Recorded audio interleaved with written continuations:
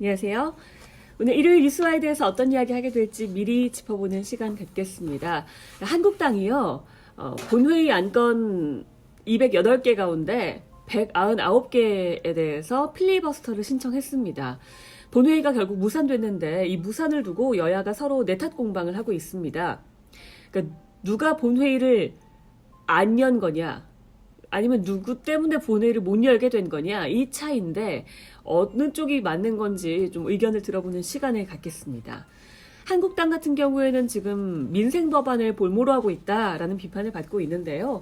이에 대해서 한국당은 민식이법이나 해인이법 같은 시급한 민생 현안에 대해서는 분명히 우선 처리하자고 이야기를 했다.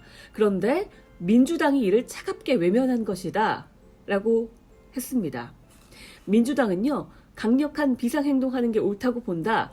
민생 법안을 그렇게 볼모로 잡고 있는 한국당 나쁘다라고 비판을 하고 있는 상황인데요.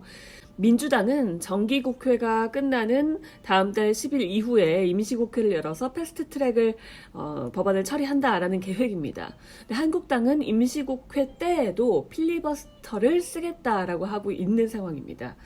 홍준표 전 대표 같은 경우에는 필리버스터를 신청한 한국당을 비판했습니다. 쓴소리를 요즘 많이 하고 있는데요. 민심 악화를 각오해야 한다라고 하면서 민주당이 더 많은 카드를 쥔 셈이다라고 이야기하기도 했습니다. 어떻게 될지, 그냥 민생 법안 일단 처리하고 싸우면 안 되는 건지 참 궁금해집니다. 그런가 하면 청와대는요, 지금 감찰 무마 의혹에 하명 수사 의혹까지 겹쳤습니다. 먼저 김기현 전 울산시장의 주변에 대한 수사 관련한 이야기를 좀 해보면요, 청와대는 부인하고 있는 상황입니다. 그런데 의혹들이 몇 개 있습니다. 일단 이 건을 고발한 건설업자가 청와대에 보냈다는 문건과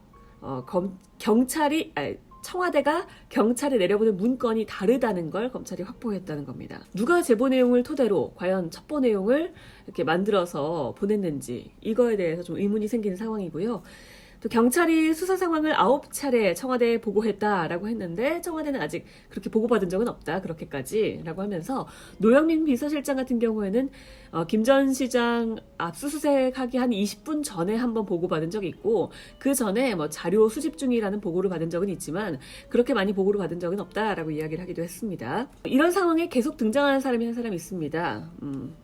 백원우 전 민정비서관인데요. 박형철 반부패 비서관이 백 비서관으로부터 첩보 문건을 받았다고 진술하기도 했고요. 또 백 비서관이 계속 이야기가 나오는 이유 중에 하나가 별도의 감찰팀을 꾸려서 사무실도 따로 두고 감찰 성격의 특별 업무를 했다라는 겁니다.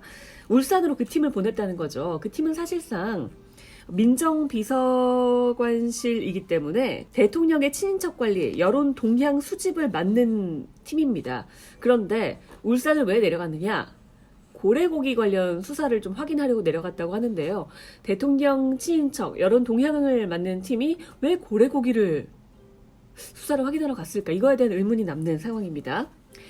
여기 한국당은요, 민정수석실이 선거관리본부냐, 울산시장 선거 무효다라고 주장하고 있는 상황입니다. 그리고 유재수 전 부산시 경제부시장에 대한 의혹도 계속 나오고 있는 상황이죠.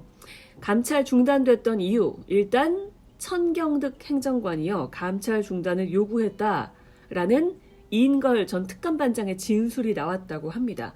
이 부분 조금 살펴보고요.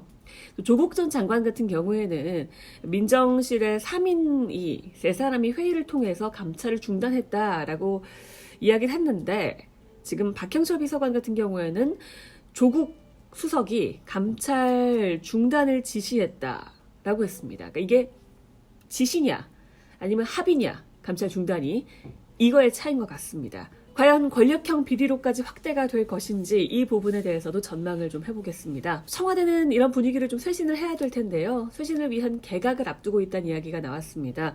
반전은 없이 그간의 이름 나왔던 김진표 의원이 총리로, 또 추미애 의원이 법무부 장관으로 유력하다라는 이야기 정도가 나오고 있는데요. 쇄신을 위해서 개각을 좀 빨리 하자니 국회가 지금 올스톱된 상태니까 청문회 이뤄질 수도 없겠죠. 그래서 원포인트로 그 전에 선 법무부 장관 후 총리로 개각을 하지 않을까라는 정도로 이야기 나오고 있고요. 청와대 참모진 개편에 대한 목소리도 좀 높아지고 있는 상황인데요. 이 부분도 짚어보겠습니다. 잠시 후 일요일 뉴스아이드에서 뵙겠습니다.